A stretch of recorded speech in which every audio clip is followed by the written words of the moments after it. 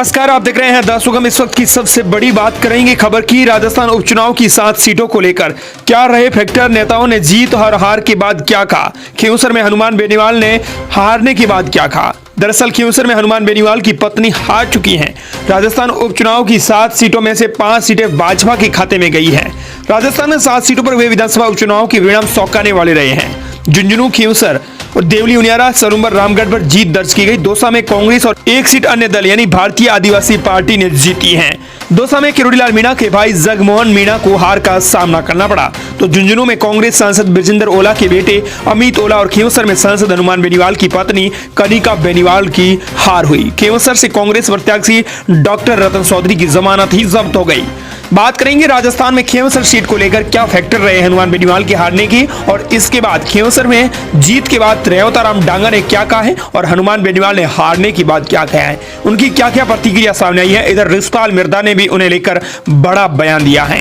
नजर डालेंगे एक एक फैक्टर पर और एक एक पॉइंट पर, लेकिन उससे पहले आपको बता दें कि अगर आप द सुगम पर पहली बार विजिट कर रहे हैं तो दोस्तों जरूर से चैनल को सब्सक्राइब कीजिएगा। बड़ी खबर, खींवसर पर जीत के बाद रेवताराम बोले हनुमान जीरो पर आए, वो हर बार गठबंधन से जीते हैं। भाई से मिले गले, आंखों में आए आंसू। नागौर की खींवसर विधानसभा सीट पर उपचुनाव में भाजपा के रेवताराम डांगा ने राष्ट्रीय लोकतांत्रिक पार्टी यानी रालोपा की कनिका बेनीवाल को 14,077 वोटों से हरा दिया। जीत के बाद रेवताराम इतने ही में आगे हैं कि निर्वाचन प्रमाण पत्र लेने पहुंचे तो छोटे भाई प्रताप डांगा से मिलकर भावुक हो गए, यानी रोने वाले उन्हें आंसू आ गए। दोनों भाइयों की आंखों से जीत की खुशी के आंसू निकले हैं।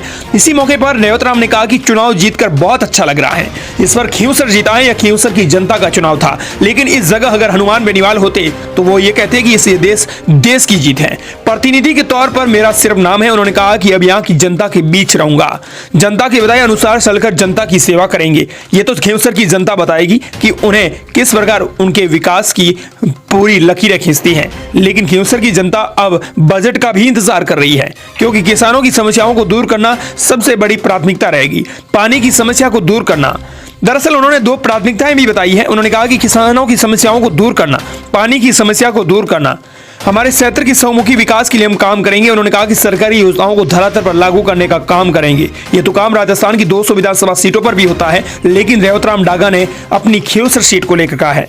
रालोपा के हनुमान बेनीवाल से जुड़े सवाल पर नवनिर्वाचित विधायक डांगा ने कहा कि किसी भी पार्टी का भविष्य जनता तय करती है।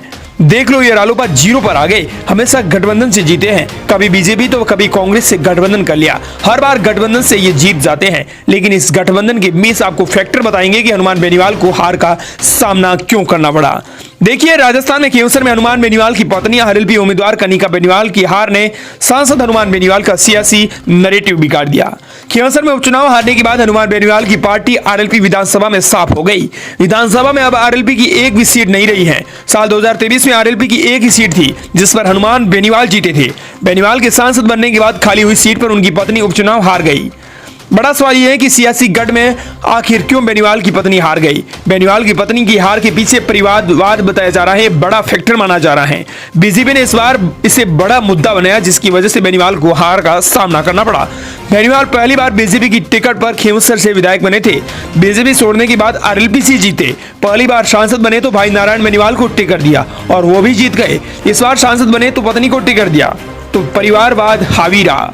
पिछले उपचुनाव के समय से ही बेनीवाल के कोर वोट बैंक में सेंध लगनी शुरू हो गई थी। लेकिन एक बड़ा फैक्टर ये भी सामने आ रहा है कि कांग्रेस के वोटर्स और कुछ राजपूत वोटर्स सीधे तौर पर कहें तो वो सीधे बीजेपी में शामिल हो गए, रेवताराम डांगा के साथ चले गए। इससे बड़ा नुकसान हुआ, क्योंकि कांग्रेस के वोट टूटे हैं और वो जो वोट टूटे हैं वो सीधे आपको बताएं तो वो सीधे बीजेपी में शामिल हुए। ऐसे में हनुमान बेनीवाल को हार का सामना करना पड़ा। आरएलपी के कई नेता और कार्यकर्ता पार्टी छोड़कर गए। हर किसी का विरोध और एक जैसी आक्रामक राजनीति जनता को रास नहीं आई। जिस खिलाड़ी को बेनीवाल ने तैयार किया वो खिलाड़ी उनके सामने ही जीत गया। हर किसी का विरोध और एक जैसी आक्रामक राजनीति जनता को रास नहीं आई। बेनीवाल की हार का एक बड़ा कारण बीजेपी के वोटों का बंटवारा नहीं होना भी है। अब तक दुर्ग सिंह खींवसर चुनाव लड़ते थे और बीजेपी के वोटों का बंटवारा हो जाता था, लेकिन इस बार दुर्ग सिंह बीजेपी में शामिल हो गए। वे चुनाव नहीं लड़े, इसीलिए वोटों का बंटवारा नहीं हुआ, जिसका सीधा फायदा बीजेपी को मिला। ये फैक्टर हैं जो रेवताराम डांगा ने फैक्टर बताए, वो उससे कोई लेना देना तक नहीं है। पिछले उपचुनाव के समय से बेनीवाल की कोर वोट बैंक में सेंध लगनी शुरू हो गई थी। दरअसल आपको बता दें कि आरएलपी के कई नेता उन्हें छोड़कर गए हैं, उनमें रेवताराम डांगा भी शामिल है। बेनीवाल की सियासी पकड़ कमजोर होने की संकेत बताए जा रहे हैं। हनुमान बेनीवाल की पत्नी के उपचुनाव हारने के बाद अब नागौर जिले की सियासत भी प्रभावित हो गई। बेनीवाल सियासी रूप से कमजोर हुए हैं। उनके कार्यकर्ता ने बीजेपी में जाकर उनकी पत्नी को उपचुनाव से हरवा दिया। बेनीवाल 2023 का चुनाव बहुत कम अंतर से जीते थे। बेनीवाल अब तक सांसद का चुनाव गठबंधन बदलकर ही जीतते रहे हैं। पिछली बार जब वे बीजेपी से गठबंधन में सांसद बने थे तब 2019 के उपचुनाव में उनके भाई नारायण बेनीवाल जीते थे। तब बीजेपी उनके साथ थी। इस बार उपचुनाव में गठबंधन नहीं था। उपचुनाव में पत्नी की हार के बाद से यह साफ हो गया है कि बेनीवाल की आक्रामक राजनीति से बनाया हुआ उनका वोट बैंक दरकने लगा है। यूथ वोटर्स उसके साथ जुड़ा हुआ है, लेकिन वे उसके बरकरार नहीं रख पाए। बेनीवाल की कोर वोटर्स का बंटवारा हो गया, जिसकी वजह से आरएलपी हारी है। उपचुनाव में पत्नी की हार के बाद यह साफ हो गया है कि बेनीवाल की आक्रामक राजनीति से बनाया हुआ उनका वोट बैंक अब दरकने लग गया है। लेकिन इसी बीच आपको बता दें कि रिस्पाल मिर्जा ने भी बड़ा बयान दिया। रिस्पाल मिर्जा ने कहा कि उनका घमंड था जो उनके ऊपर था, नीचे हनुमान। अकेले चुनाव लड़ा तो हैसियत पता चल गई। इस बार इनके विभीषण हमारे साथ थे। डेगाना के पूर्व विधायक रिस्पाल मिर्जा ने आरएलपी प्रमुख और नागौर सांसद हनुमान बेनीवाल पर निशाना साधा। उन्होंने दावा किया कि हनुमान को विभीषणों के दम पर हराया है। उनके विभीषण हमारे साथ थे। उपचुनाव में भाजपा प्रत्याशी रेवतराम डांगा की जीत के बाद मिर्जा ने यह बड़ा बयान दिया, लेकिन इन बयानों से जीत के फैक्टर और हार के फैक्टर के को लेकर देना तक नहीं है। दरअसल हमने आपको जो फैक्टर बताए हैं वो खींवसर में हावी रहे हैं। इन फैक्टर को लेकर आपकी क्या प्रतिक्रिया है, हमें जरूर बताएं।